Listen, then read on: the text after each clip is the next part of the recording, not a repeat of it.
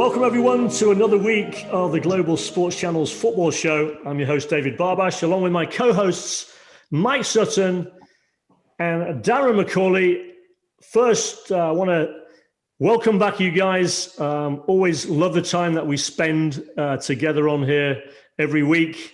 Mike, of course, president of his local Surfside Waves there in Australia, having celebrated their 25th anniversary recently, and also owner of many businesses, including the Auckland Huskies. More importantly, a lifelong fan of Arsenal. Welcome back, Mike. Thanks, David.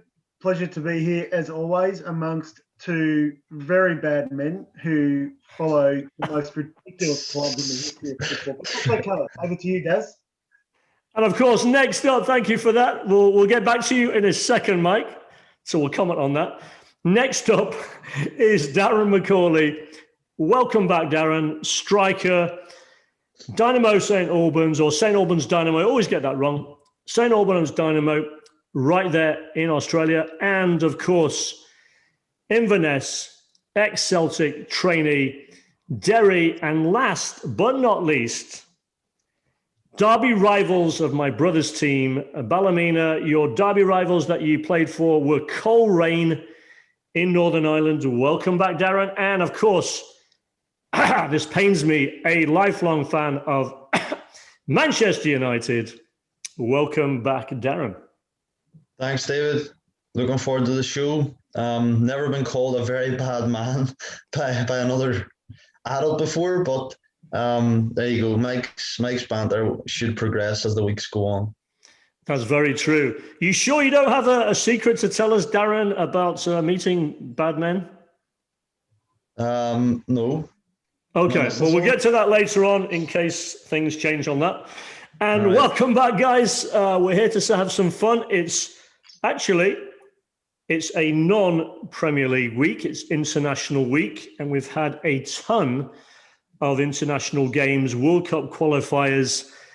Let's dive into talking about upsets. World Cup qualifying, Wednesday, we had a slew of games, and Darren and I were talking about this before we jumped on today. And Turkey, 4-2 winners against the Netherlands. Holland losing 4-2 away from home. Yilmaz with a beautiful hat-trick, 15th, 34th minute with a penalty, and then the 81st minute.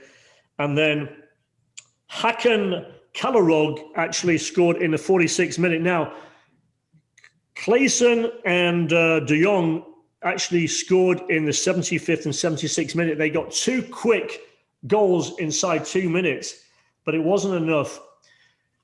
What does this say about the current state of the Netherlands side? Netherlands usually, until maybe the last Olympics, usually have a strong side. They haven't looked as good as late. They're inconsistent.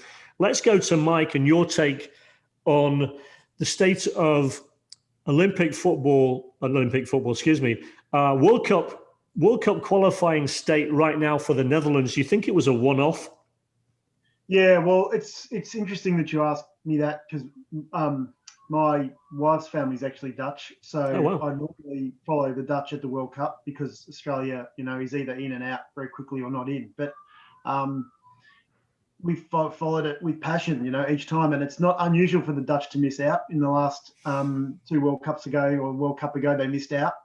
They missed out at Euros also in that time. Yep. And if you live in Holland, that's almost unbelievable to consider. So they've had such great pedigree of World Cup soccer really since the 70s, early 70s, and have been, of course, in the finals a couple of times, in the semi-finals many times, and famously tend to get knocked out on penalties a lot in some of those tight games. There's that South African World Cup where Ian Robben was in twice, one-on-one against Iker Casillas. Every time in his life he would have scored those goals and missed both in the final. So there's a massive emotional attachment, particularly around Holland and probably Holland and Belgium, those two countries combined, and their pedigree in the World Cup. So it's a disaster when Holland loses any game. particularly to Turkey 4-2 like that. I would say they've got such a strong squad that it's hopefully an anomaly for the Dutch fans. But you never know with Holland. You know, they're always a side of enigmas that if they turn up and they're a unity and they've got unity and they're all working together, they could beat any country, any team on their day. However, the Dutch mentality, unfortunately, is such that often they turn up and they're not all there together mentally. And it takes a strong and a really wise manager to bring that together. They can be a disaster. And that's the problem with Dutch football, I think. I think very fair points. Growing up, I'm 55, so growing up, I remember the sides of course, Cruyff and Rep and Rensenbrink and, and then, of course, obviously the sides in the 90s as well. And they just had the late 80s and 90s, just the flair up front and Van Basten and just so many options. I mean, it was just ridiculous. I think you have to look at the management as well, the coaching. Of course, more recently, if you look at people like in coaching, you're either a fan of Ronald Koeman or you're not. And people think that maybe he's lost the sense of identity of Dutch football, and maybe his way of playing is not the right way. I want to throw this to, obviously, the player in the group, Darren. I want to get your take on where do you think Holland is falling short in recent years? I think Mike brought up some great points. Yeah, I think Mike really, really nailed it there. The inconsistency of Holland has been something we've known about for years. They can beat anybody on their day, and they're always a joy to watch. The flair, like you say, the flair that they have up front is just amazing. But when I think of Holland, I always think of individuals. I don't really see a strong team unit. So look, they're always a joy to watch, but I don't. They seem to underachieve. I think they've underachieved in the sense that they've had world-class players, but never really got onto the heights of winning World Cups as much as, say your Brazil's, Germany's. And I know they're not that big a country, but still, for the players that they have, they just seem to not fulfill their potential. Yeah, great point. And you both brought up, I think, inconsistency. And when I think of the players over the years, I think of individuals. I mean, it's hard not to think of individuals, but at the same time, it's like Van Nistelrooy and Hulit and Cruyff. And I'm thinking of the flair players. And you mentioned, of course, Arnie Robben, Mike. But I don't think of great team chemistry. Maybe the side that played against Argentina, maybe that was the side, or maybe the side that played against Germany. Maybe those were the sides that had more chemistry in my mind. But let's move on. I think it's going to change. Of course, we've still got time, and you can't define, obviously, a side by one game, but losing. I think you have to tribute to number one. We forget that Yilmaz scored a hat-trick, and maybe Turkey has moved up in, what they expect, and maybe they've improved and Holland had a bad day.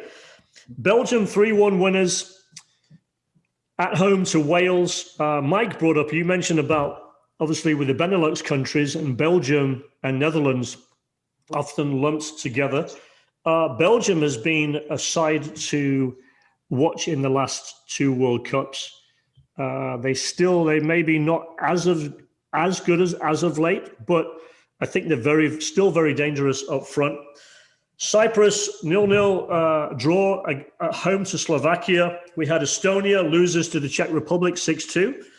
Finland tied Bosnia and Herzegovina. We had France, surprisingly, only a 1-0 draw at home to Ukraine. Gibraltar 3-0 losers, not a surprise, at home to Norway. Montenegro beat Latvia away from home. Russia 3-1 winners away from home against Malta. And Portugal, I can't believe this one. Portugal only 1-0 winners at home to Azerbaijan, which you would think if they're playing Azerbaijan, aren't they going to win like 8-0, 10-0? I mean, that's a shocker right there. Last but not least, wrapping up all these games, and this was just on Wednesday. Last Wednesday, we had Serbia 3-2 winners in a pretty entertaining match at home to Republic of Ireland. And did you see that, Darren, by the way? Did you see the Serbia-Republic of Ireland match? Yeah, I've seen it. Good result for Serbia, obviously. Mitrovic with a beautiful goal. He's performed really well over the past couple of games. And yeah, Republic of Ireland just falling up short right now. Yeah, and I thought it was an entertainment game. And you're right. I think Mitrovic, he's really come back into fitness in the last few games. And you've seen in the last couple of games for Fulham that he's finally featured, whether it's starting or on the bench. He's finally come into the frame again. And last game on Wednesday was Slovenia, 1-0 winners at home to Croatia, which, if you think back to the last World Cup, well, I'm surprised. Croatia, I didn't see that one coming. But here we go. Let's move on to the next games. Thursday, we had a bunch of games as well. Bulgaria, 3-1 losers at home to Switzerland. Israel, 2-0 losers at home to Denmark. Andorra, not a surprise, 1-0 losers to Albania. And the game we want to first talk about, England, of course, had to win against San Marino 5-0. But guys, if you saw this game, England's got to be disappointed. 28 shots on goal, 15 on target, 85% possession. A brace from Calvert-Lewin in the 21st and 53rd minute. James Ward-Prowse opening up the scoring with a beautifully taken goal. Sterling in the 31st. And then Ollie Watkins finishing up in the 83rd minute. Now, let's talk about where England are at in your minds. We're going to start off with Darren. Did you see the highlights of the game, or did you watch the game? And if so, do you agree with me that the score should have been a lot bigger than 5-0? Wasted chances. You play a better team than San Marino, you're going to get into trouble. Yeah, look, I didn't see the game, to be honest. And that's simply because those games they're always a whitewash. You know, when I see England are playing San Marino, it's always going to be 5, 6, 7-0. But it's good to hear that Calvert-Lewin and Watkins got on the score sheet because they've been performing well for their clubs. But yeah, those games are always like a training match. England dominate. Should have scored more, but 5-0 win against San Marino, it's to be expected. Yeah, you're absolutely right. And Mike, any thoughts on, of course, the game that we knew England was going to win, but 28 shots on goal and you can't score more against San Marino? To me, a bit disappointing. Look, I mean, you want to talk about perennial underperformers in Holland. I mean, there's no greater example of that than England when it comes to silverware, is there? They seem to have all the talent. They've got, all the money. They've got the massive budget. They've got, the royalty behind them. They've got everything, don't they? Perfect conditions. They just never seem to be able to have, again, whether it's teamwork, or they just don't seem to have that edge that it takes, like the Brazilians and the Germans have of different types of, a different type of mentality, both of those countries, but they just don't seem to have what it takes to have the killer instinct in the big tournaments to win. Daz, Mike just brought up a good point. Killer instinct, and I know you and I were talking before the show. We're gonna get Mike. We're gonna get into talking about England's failures at the World Cup and the big tournaments a little bit later in the show. But Daz, quick take. Yeah, I think there's levels to football like any sport, and England do have great players. They have quality throughout their team, and they always will have that high quality. But when push comes to shove and they get to the latter stages, teams like Germany, Brazil, Holland, just have that little bit more than them. Spain.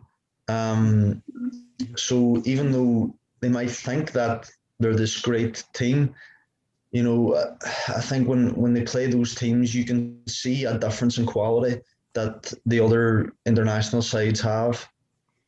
Yeah, and I think the other sides exploit that. Plus, I think society-wise, living in the States now and spending a long time over here in the States, it's like the mentality in sports in general is win, win, win. And in England, it seems, I don't know if as a country that England possesses that killer instinct, like Mike said, and you said, but also that will, that determination to win, almost at all costs. I don't think it's there as a nation. They haven't got that yet. And maybe it's not a culture. It's almost like it's not live or die type of situation, which it is in South America and other places. Yeah. You know what I think, Dave, that it's not worth them risking their reputations as individual players to go out and take on the opponent. So they play their system and they're too scared to go out and attack and do something which they could all do individually, do something brilliant, make a run, hit a volley from outside, do something that's outside of the playbook. Because in England, the press is so monstrous that if you do that and it doesn't come off, you are, just destroyed from pillar to post in the press as the one player that brought the whole country down. So they're too scared. That's just my opinion. That valid point. Actually go out and play real football and take the game on. Yeah, I think it is a valid point. And I think you brought up, Mike, you just brought up a thing that sometimes I forget and I slightly overlook, in that the press in England is probably the most brutal press just about anywhere in the world. And I think if they had a different press setup and a different level of pressure, that maybe the teams historically might have not buckled under that pressure. Well, we're going to hold that for later in the show. We can continue. Germany was up next, and they were 3-0 winners at home to Iceland. Not a big surprise there. Hungary and Poland tied 3-3. We had Italy, 2-0 winners against Northern Ireland. What do you think? Quick thing, Darren, having grown up in Northern Ireland, Northern Ireland historically has had some great players over the years, of course, Georgie Best, and we were talking before the broadcast about people like Pat Jennings and so forth. And there's a long list of top internationals that have played in the Premier League and obviously the old First Division. When David Healy was playing for Leeds, Northern Ireland was doing pretty well at that time. Where do they need to go, Northern Ireland as a team, and how do they get better? I think they've really improved over the last few years. The last 10 years, they've progressed and got better and better. I think they play better football than the Republic. You've got the likes of Dallas playing the Premier League. You've got players who have good pedigree and they play as a unit. They don't always get the results, but you can see when Northern Ireland play that they play as a team. They have a good structure. They have a good setup. And I think Michael O'Neill did a great job there when he was the manager. So in terms of the size of the country, I think they're doing as well as they can. Yeah, I think you're right, and they have made progress. And so, let's keep an eye on Northern Ireland. I wanted to throw that over to you because I know, obviously, you have very, very close ties. And your family still, you have a lot of family in Northern Ireland? Yeah, most of my brothers and sisters and mum and dad are in Northern Ireland. Well, let's keep an eye on them. And listen, 2-0, away to Italy is never easy. Armenia, they were 1-0 winners away from home to Liechtenstein. Faroe Islands and Moldova, a ball draw 1-1. And then Romania, beating Northern Macedonia, I should say, 3-2 at home. We ended up the last three games on Thursday were Scotland 2-2 against Austria. I thought disappointing for Scotland lately. The Scots over the years, especially in the 70s when I followed them, because obviously half the squad at the time were Leeds United. Peter Lorimer, the ex-Scot great, ex-Leeds United great, who passed away about a week ago from cancer too. I wanted to say rest in peace, and our thoughts are with his family. But Scotland, in this case, I think underperforming to get a 2-2 tie at home to Austria. I want to go quickly to Spain against Greece. A surprise on this one, or is it, guys? A 1-1 draw, Spain against Greece. Remember when Greece had that upset the Europeans? That was one thing. But Greece now against the Spain team now, 1-1 tie. I'm going to throw it to Mike on this one.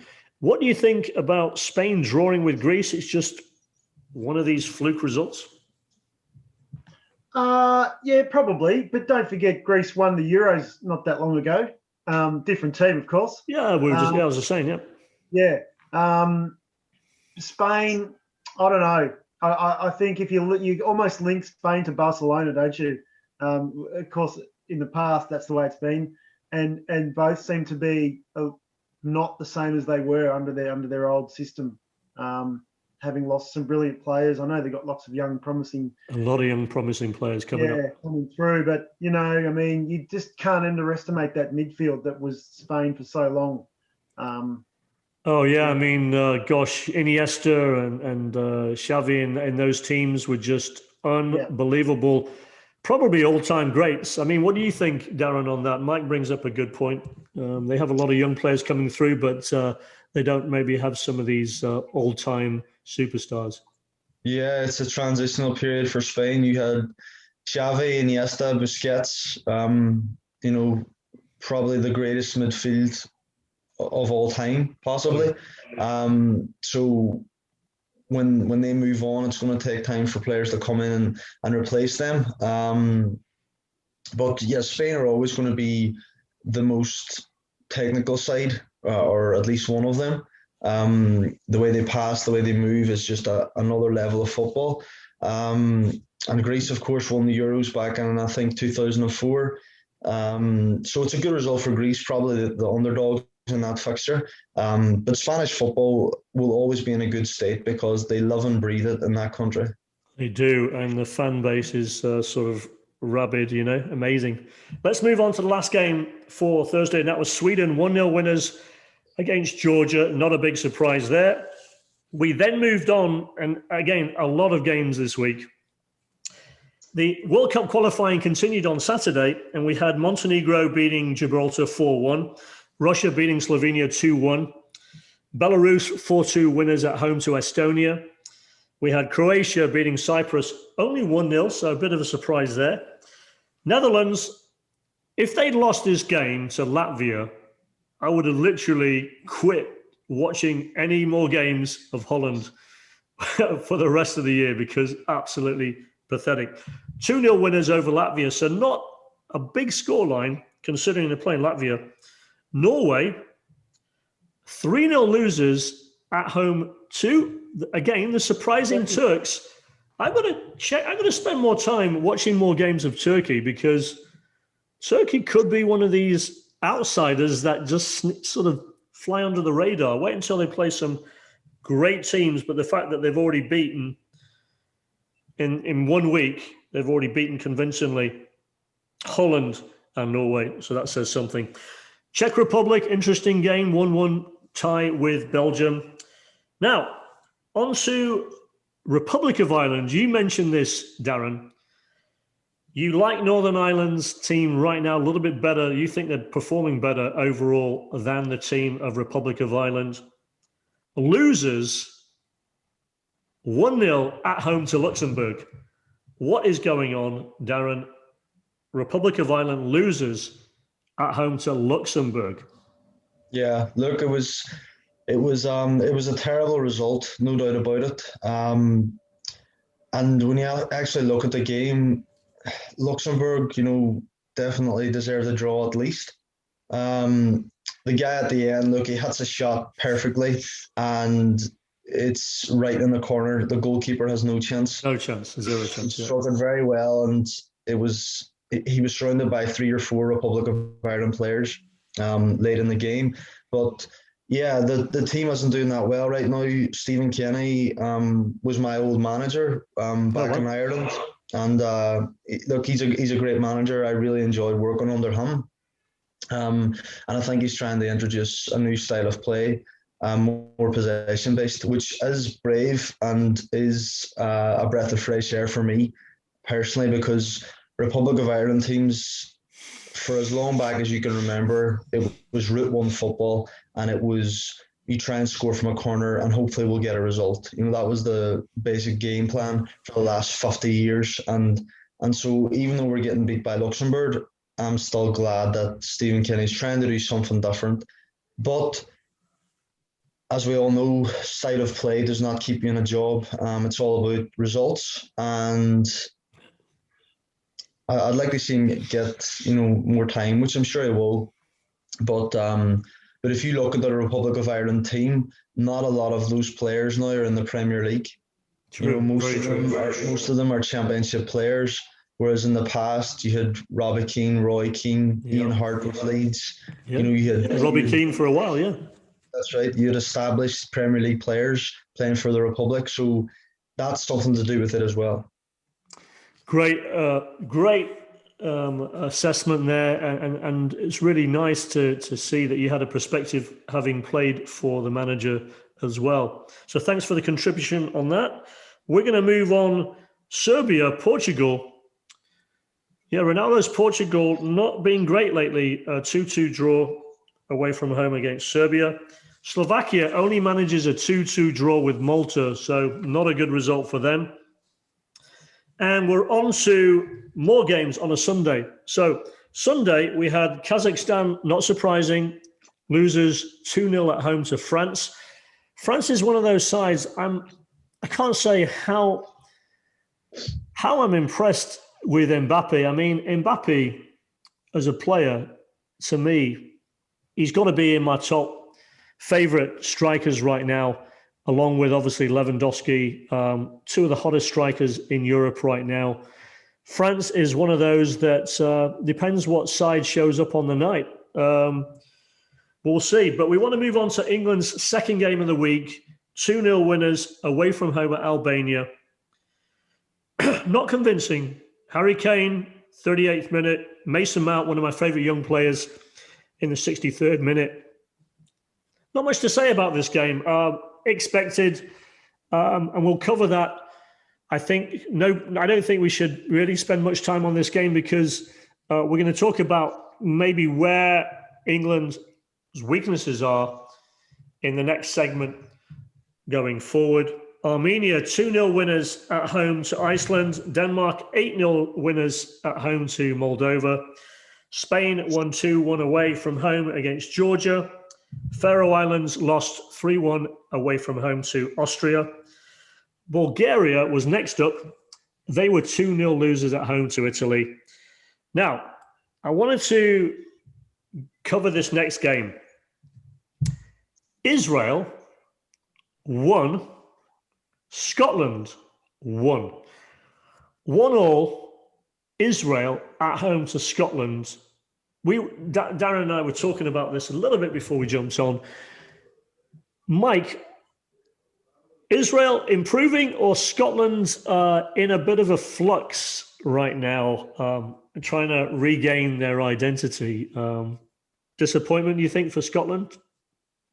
I wouldn't have a clue because I didn't see it. But in theory, Scotland should win those games. Well done to Israel. Obviously got, did they play in Israel? Played in Israel, yeah. Israel was home to Scotland, yeah. Yeah, okay. So that would make a difference for them. Obviously, very small nation.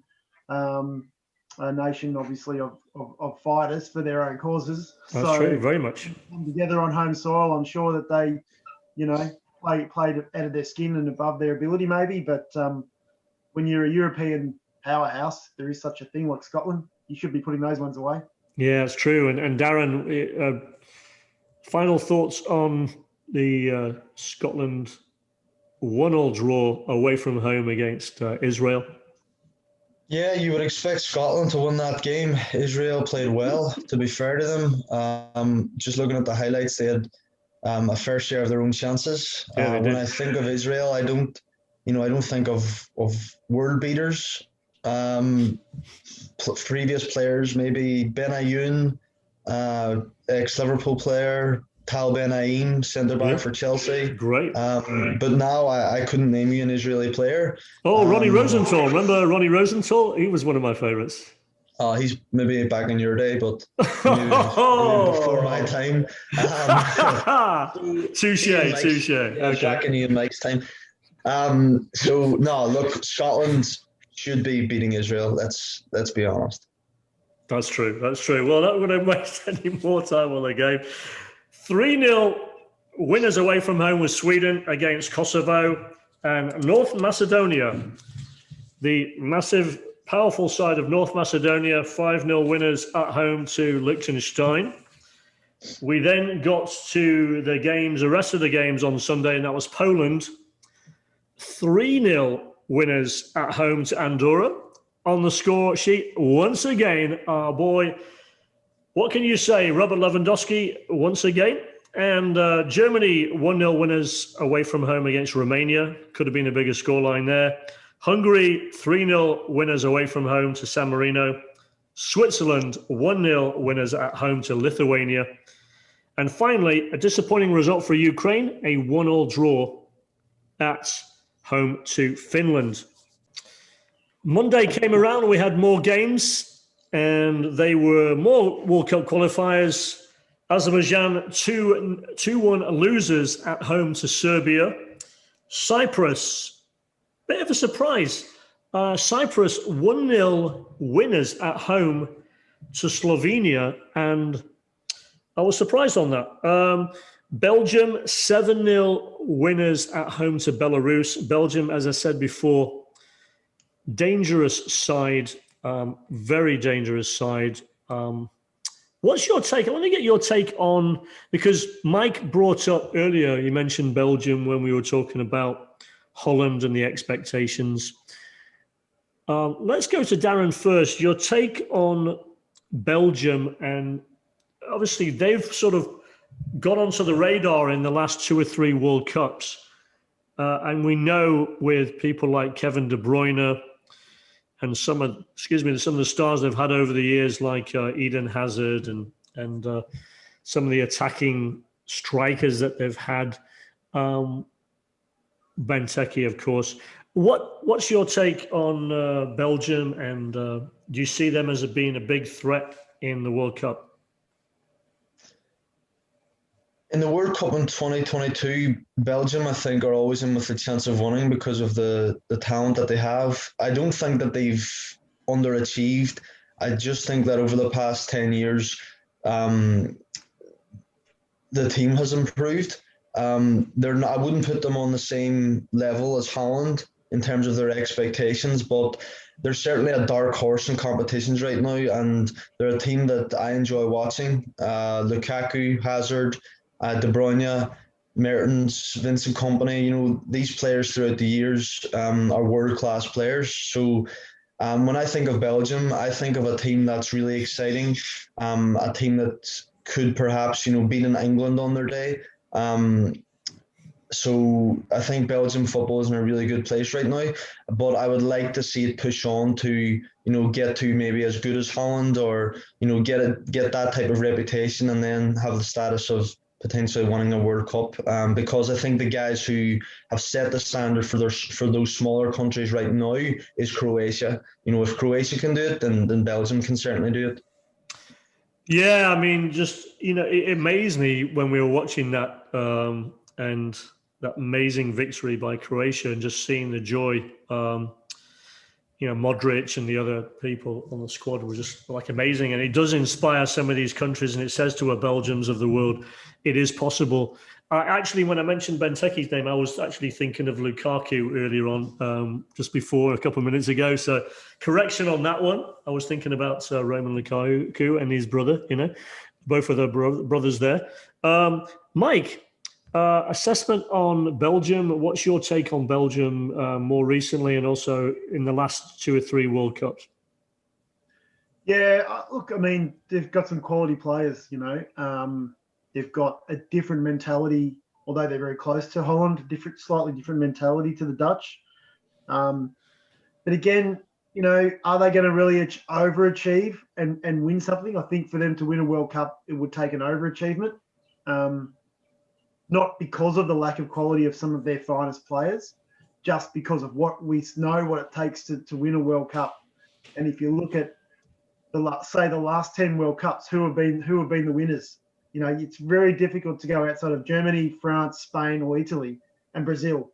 And it just takes a massive amount of luck and something special, either the best mechanical system, like maybe the Germans, the flair, the stoicness of the Italians in defense, or the out and out flair of the Brazilians or the Spanish to win. And I don't know if they have all of that combined.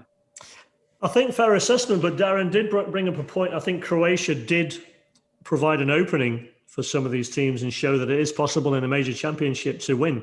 And so you never know, right? And I think Belgium has been bringing through some of these younger players. And of course, the De Bruynes of the world, I'm a massive, massive fan of. Croatia, speaking of Croatia was 2-0 winners in the next game at home to Malta. Gibraltar, not surprising, 5-0 losers at home to the Netherlands.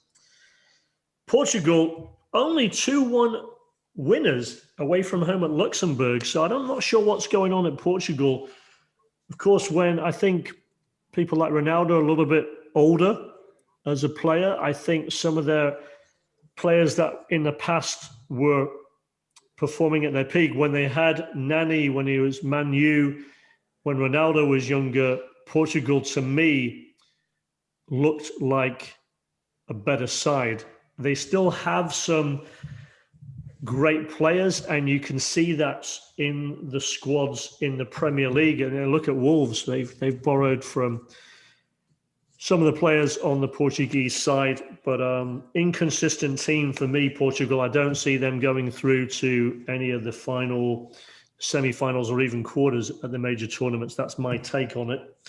Those were the games in World Cup qualifying for the week, but I did want to spend a few minutes talking about some topics. And when we talk about England and England's history in big tournaments, especially the World Cup, of course, we have to go all the way back to 1966 and, a close victory over the Germans. And obviously the Germans to this day will dispute whether or not the ball crossed the line on one of those epic goals.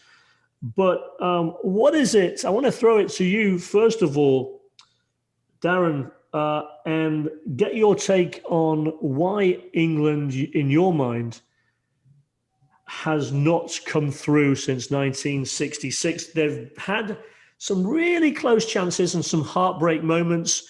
And I think back to Gary Lineker in the teams that he was on, and some of the heartbreak that England experienced, getting so close but falling short at the end of it. Let's go to you first, and then we'll kick it over to Mike. Well, just following on from what I said earlier about them just not having that high quality as much as your Spain's and Italy's and Brazil's. And I think the reason behind that is because of the amount of foreign players that come into the Premier League. You look at Germany, for example, they just have so many Germans playing first team football in the top level in Germany compared to England. So the Premier League, I think it's the best league in the world. And part of the reason is because we love those classic foreign players, Bergkamps, Henrys, all those type of players. Like we love it. However, it has been to the detriment of the England national team in that they haven't been able to produce as many players who have been playing first team football from a very young age. Not to say that they don't bring world class players through, because they do, but it's just not as much players as other countries. True. And to that, you look at the last major tournament, you saw Harry Kane, in the first few games was just absolutely on fire. And then he cooled off. The further the tournament went in, he cooled off. So does the pressure get to them? Maybe, I think, at the later stages. But also, there was a time where literally we didn't have a Kane for quite a long time, where when you looked at the Golden Boot and the people that were looking, the finalists for the Golden Boot, the fact that we even have players in the conversation now in the last few years, resurgence again. It'd been a long time. You go back to Jimmy Greaves and, of course, George Best, and we were in the Golden Boot conversation, and maybe when you had maybe a Lineker or maybe a Shearer, but not really. We haven't had a ton consistent Golden Boot players in the conversation alongside the Messis, the Lewandowskis, and of course the Ronaldos of the world. I'm going to kick it over to Mike and get your take, because I really want to hear your take on where England's falling short. And we did discuss it for a little bit about 15 minutes ago. Yeah. Yeah. Well, I mean, firstly, like, Golden Boot winners don't win World Cups. Now, obviously, you need goal scorers to win World Cups, and that's your point, that there hasn't been an outstanding striker for England for a while. And I just going back to what you said about Kane, in the last World Cup, he cooled off. I'm not so sure he cooled off. I think the competition cooled him off, because it got tougher and it got better. It went to the next level, and they just outplayed them. And I think that I would love to know what Darren's thoughts are on how you would describe England's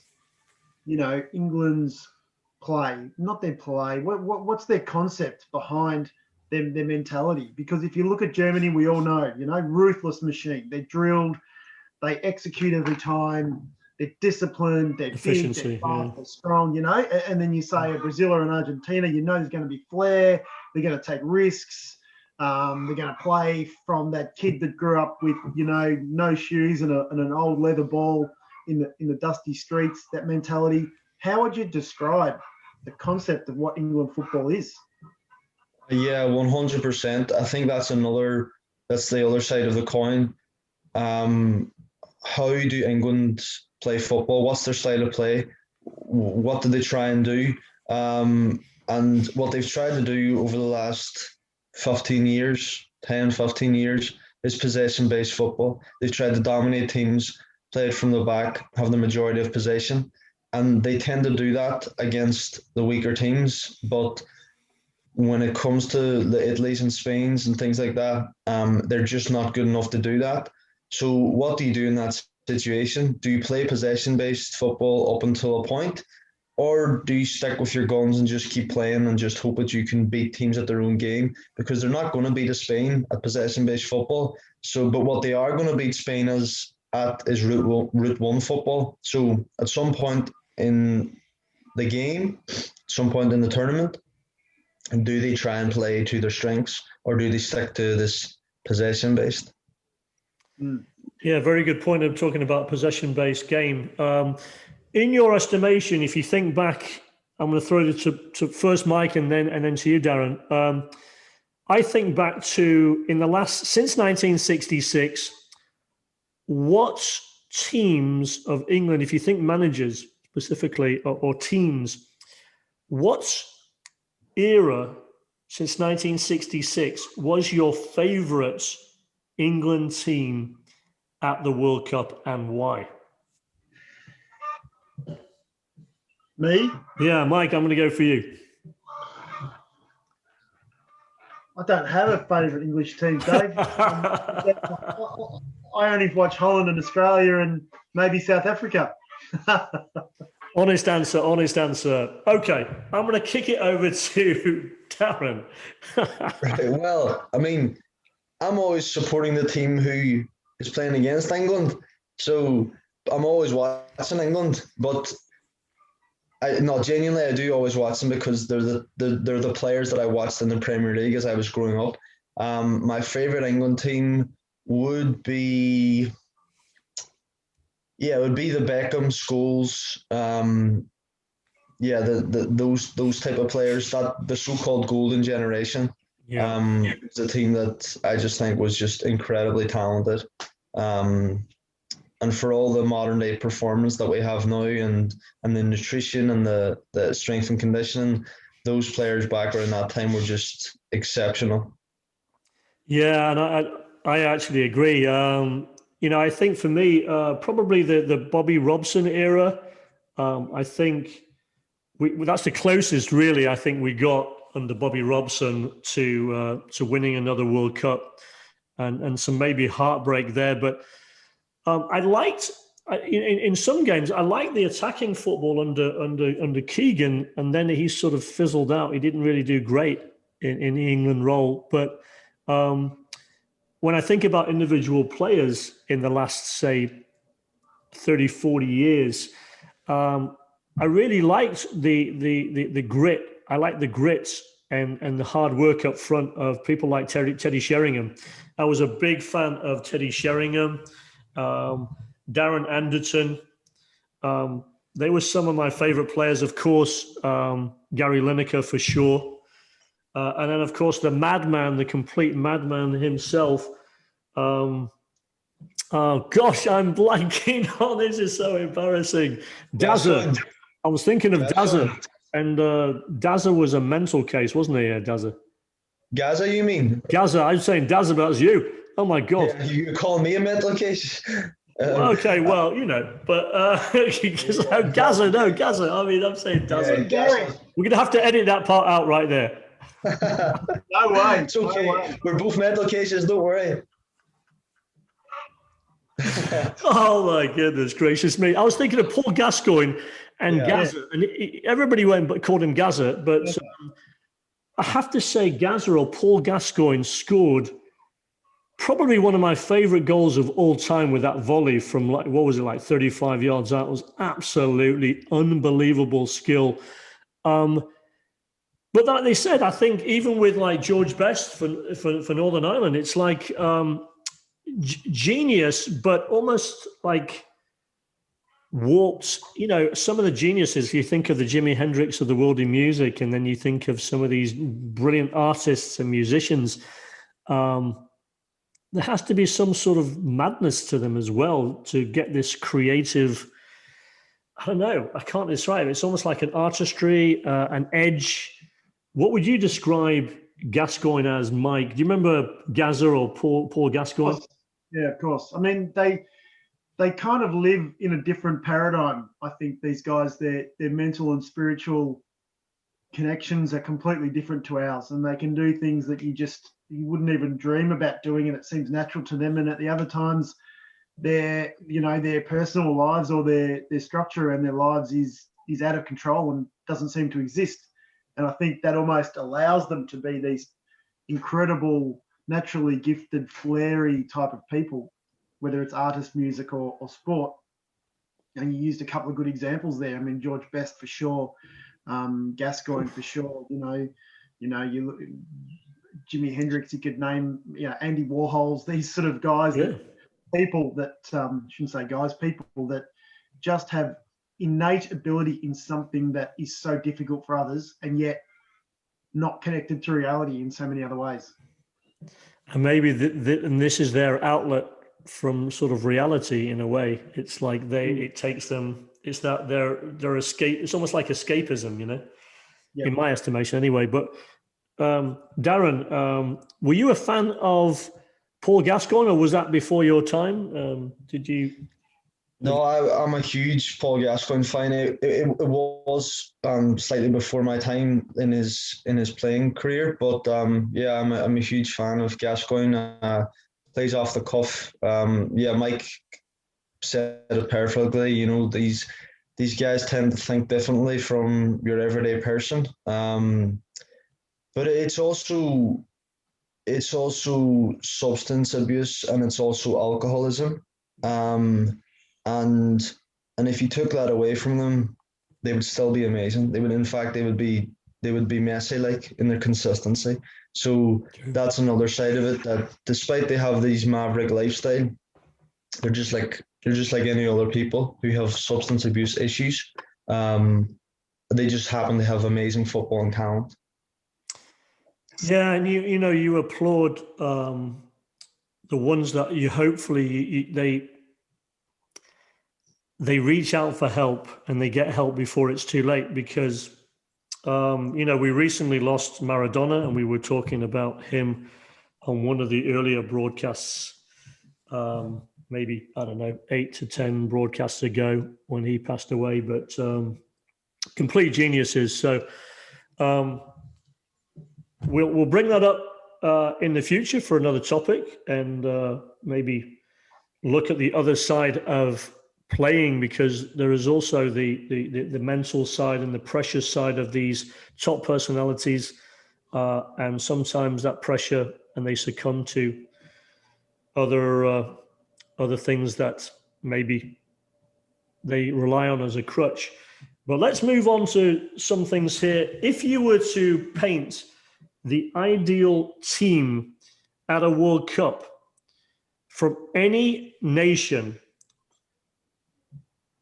go through the team if you can, each one of you, and see, doesn't have to be in particular order, but who are some of the players that would be on your all-time World Cup team? We're going to go to Mike first, and we'll finish off with Darren. What do you think, Mike? Well, if you think I probably can't name World all Cup? of them in all positions. I can't name all.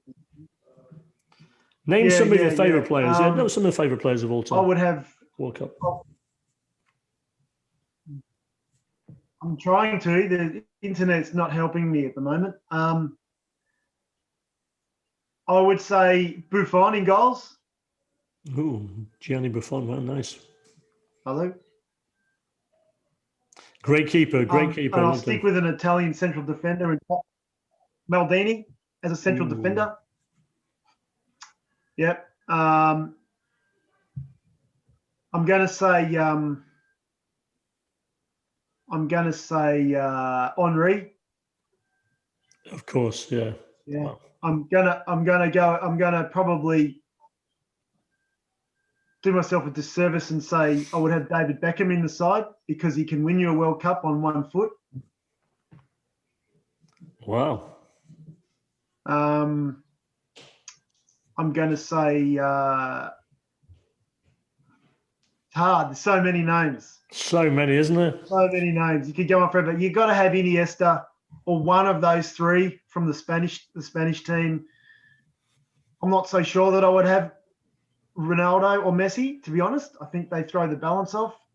But I would have someone like a Bergkamp or a Van Persie, one of those Dutch strikers, or a Cruyff, of course. But one of those Dutch strikers with the brilliance. I mean, you could go on and on and on, but yeah. You can, and I'm surprised. So Pele is not even in the conversation, eh? Too selfish. Ooh, okay, wow. Even with the amount of World Cups he won, too selfish. That's why he won, mate. Have you seen the possession stats from those games? Not only did he have all the goals, it was 87% possession to Pele. Amazing. Darren, what do you think? I'm only kidding. I think I'll try and work backwards through the World Cups rather than go through like a starting 11. Okay. Let me think. I like Griezmann of France. They won the last World Cup back in 2018, didn't they? I'm a huge Antoine Griezmann fan. Let me think, going back, see 2014, James Rodriguez, his performance in the World Cup. That was a great one from Colombia. Yeah. He was phenomenal in that, yeah. 2010, memories from that. Shabalala, you remember him for South Africa? Yes. Yeah, he hit the first goal in the South African World Cup, and not the ukuleles, whatever that musical instrument was. Yeah. Um, 2006, Germany, yeah, Philip Lahm, great player. The Brazilian Ronaldo, just Oh my he God, was, incredible, man, yeah. incredible. 2002, 1998 World Cups. He's the reason I started playing football. Um, you think of Italy, Cannavaro, Di Baggio. Um, you think of England. You think Paulo Rossi. There you go. of Rossi, yeah. You think of England, Gascoigne, Lineker. So many greats. Argentina, Maradona, obviously. Brazil, Ronaldo, Cafu, Ronaldinho, Garrincha. Um, yeah, you go further back, Pele. So unbelievable players.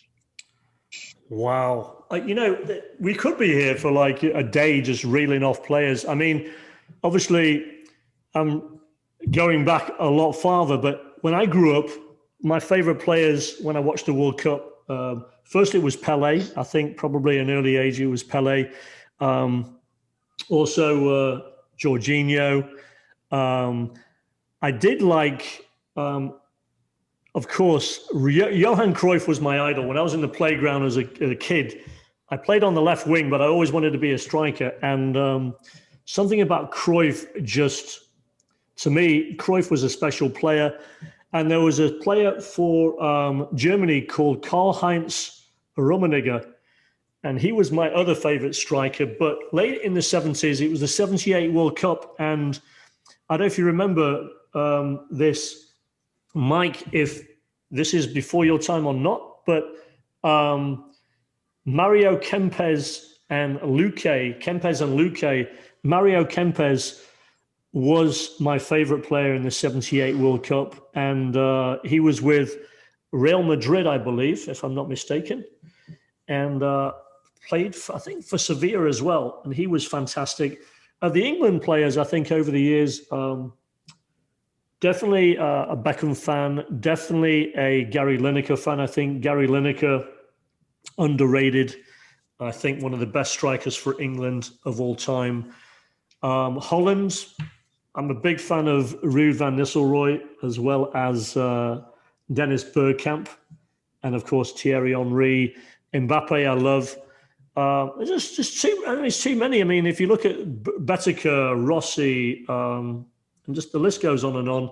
We could be here for days talking about it. But the World Cup is one of those things when you're a kid, is waking up and, realizing it's another day of games. And it's a special thing. I was born in 65. So the earliest memory I have of watching a World Cup was in the 1970 World Cup, when I was 4.5 years old. And I remember vague memories of the final. And that's probably the earliest memories. Before we move on, guys, what was the earliest memory? What was the first World Cup you remember watching as a kid? If you watched the World Cup as a kid, I'm thinking that you both did, but let's go to Mike first, yeah?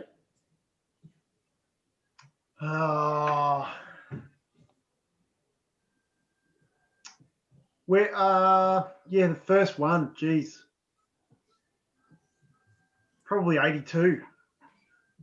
82. Oh wow! Then that was a really great one. I really love that one. 82. And Darren, what was the first World Cup you remember watching? It would have been 1998 World Cup. Yeah. Brazilian Ronaldo was my hero. I would have been 7 years of age. You know what? When he was playing, I think it was. I don't know if it was the World Cup one before that, and one of his partners up front was my favorite player at that time. His name was Romario. And Romario, I absolutely thought was one of the most underrated strikers in the world. He was clinical, Amazing. Absolutely amazing. Let's move on. We're going to cover more, obviously, about World Cup as we get closer to the World Cup. I'm going to keep giving you guys updates on the World Cup qualifiers. Before we leave, I want to just finish up talking about what we ended up talking about last time. And this is I want to go to Mike on this one to start with. Mike, last time we talked about you heading up something called, on the Global Sports Channel, we're under one roof on the Global Sports Management Services, and we're talking about the Global Athletes Council. And the reason why I bring it up again is this week, I thought in the last 7 days, we got a decision which I thought was very disgraceful. Sepp Blatter only given, despite all the evidence of corruption, he only was given a 6-year ban from FIFA. Your opinion on that? I think it's disgraceful. I think change is needed. How do we root out this corruption? How do we get jail time for these disgraceful people that are only given like bans? And the man's not probably going to even see out 6 years if he's lucky. Yeah, you know, 6-year ban's really, I mean, what does it mean? He's never going to be involved in he's an old man. Football anymore, ever again anyway. So if he'd done that in private industry over a sustained period of time, he would have been in jail already for a long time and would never get out. That's true. So I think that the fact that he, you know, I think we'll never really know the truths of the depths of the corruption and the deception and the bribery, which they didn't even scratch the surface with what they were able to probably ping him on. You know, it's like that great American gangster named just Al Capone. You know, they ended up getting him on tax evasion, right? He probably killed hundreds of thousands of people and smuggled drugs and alcohol. And to me, it's the same. They've just been able to get him on what they could kick him out for. And meanwhile, you know, he siphoned off hundreds of millions of dollars and shaped really, I mean, Australia was one of the countries that really were affected by Sepp Blatter in terms of our pathway into World Cups and Cup tournaments. And he decided at the drop of the hat, at a whim, in other words, who paid him the most, as to where countries ended up. And to me, that's just beyond evil. It is. I mean, you know, when you saw that decision on Qatar, you're thinking, Qatar, wait, where did that come from? But two in a row in his last throw of the dice. How is that possible? Not one, but 2 in a row. And Darren and I were talking about that. Yeah, it's just. He's almost saying, I might be on the way out, but I'm going to have my final say for the next 8 years, and there's nothing you can do about it. Shocking. So how, with the Global Athletes Council, how are you going to work alongside some of these powerhouses like FIFA, like the International Olympic Committee? How are you going to promote more equity or try to gain a voice? Yeah, well, I mean, it has to be done from the ground up, Dave. You know, it has to be built on values, which we've just really finished establishing now of you know, respect, compassion, trust, accountability, you know, collaboration, and really innovation are our values. And we have to work firstly with all stakeholders, but firstly with the athletes. If you take football, because this is a football show, with all of the athletes, and we have to be prepared to show them that we are going to actually make a change, and that we're not just you know, a voice for no reason. And our view is the way to do that is to improve the scenario for both sides. So there's no point taking on a FIFA. There's no point taking on a football federation because it won't work. So we have to find a way where we can, over time, develop better outcomes for football players, and then with the collective voice of players and coaches with us, be able to work alongside these big organisations. I mean, we're not in them. We don't need them, you know. So the benefit we have is we're agile. We're not controlled by anyone. And the voice of the athletes, which make up the sport, will be the power. That's right. So they're not just relying on the voice of FIFA or just relying on the voice of the International Olympic Committee or and if you look at national federations and so on. Someone asked me the other day, what's the difference between that and a football players association? Well, there's a huge difference because let's say the PFA in Australia is just based, it's more of a union based on winning better rights, pay rights for the players that play in Australia. So what we're doing, that maybe will be 1% of what we'll be talking about. So it's a completely different worldview on how to collaborate and create a better play. And hopefully over time, it's probably a 100-year project. Hopefully over time, that'll bring change, at the right levels as they see the light. Well said. And I think it's more of a holistic viewpoint because, you're not just representing, when you're thinking holistic, you're thinking about a whole person. You're not just thinking the physicality, you're talking about the mental side of things. You're not just focusing on the eye or the arm or the leg. So absolutely great. I think talking about that and letting the audience, our global audience, hear about what we're trying to do for the future to try and change the dynamics within sport. Darren, as a player, we want to sort of wrap up. How do you think we're going to change this in terms of trying to get away from corruption and trying to get more equity and more voice in the sporting world and give the voice to the athletes and the coaches? Yeah, as Mike said, it's a long-term project that he's obviously embarking on, and it does need to start from the ground up.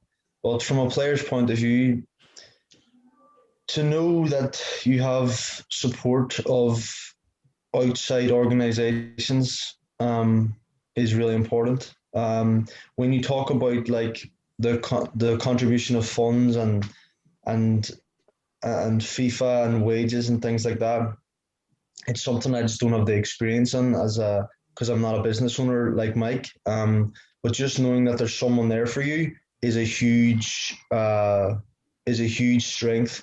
I know in situations in my career, I've had one situation where I needed the support of the Football Association and didn't have the support of a club, and it was invaluable. It was great to be able to talk to someone and get their point of view. That was linked to the Players Football Association. So when players have a problem, that's usually the first point of call. So if the Love Athletes is running alongside that, then it's good for players. Yeah, well, the Global Athletes Council and the Love Athletes. So the Love Athletes will be the LinkedIn style platform under the Global Sports Management Services, and of course, then you have your independent Global Athletes Council. And Mike, as we're wrapping up, just to give a distinction for the viewers between the loveathletes.com LinkedIn platform and the Global Athletes Council and how they're going to work alongside each other. Yeah, sure. So the Love Athletes platform is really going to be about improving the journey of the athlete in every sense of the word. So it's really going to, it's going to be not so much a forum, but it's going to enable them to have a better existence while they're playing and have a stronger legacy after they've played and every sense of their life. So they'll be able to plug into pathways to employment, to mental wellness programs, to even go on the other side and contribute back into mental wellness programs because they've had that experience. Even things like acting courses and modeling courses and, any type of service that can plug in how to manage your money, become financially healthy, is going to be part of that ecosystem that will be that Love Athletes platform. Whereas where the Global Athletes Council is a voice, it's a voice that will carry